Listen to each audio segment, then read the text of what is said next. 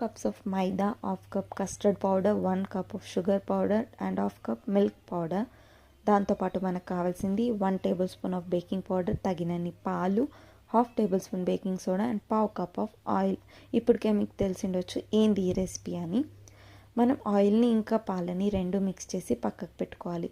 అన్ని పౌడర్ని మిక్స్ చేసుకొని కొద్దిగా యాడ్ చేసుకుంటూ అందులోనే మనం కొద్దిగా పాలను కూడా యాడ్ చేసుకుంటూ మనము లైట్గా కన్సిస్టెన్సీ ఈ టైప్ వచ్చేంత వరకు మిక్స్ చేసుకుంటూ ఉండాలి.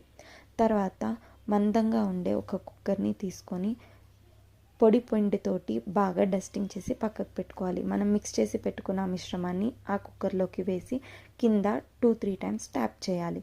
హాఫ్ అన్ అవర్ పాటు మీడియం ఫ్లేమ్ టు లో ఫ్లేమ్ అడ్జస్ట్ చేసుకుంటూ కుక్ చేస్తే మనకు కావాల్సిన కేక్ రెసిపీ రెడీ అయినట్టే. నేను షుగర్ పౌడర్ తోటి గార్నిష్ చేశాను, మీరు డ్రై ఫ్రూట్స్తో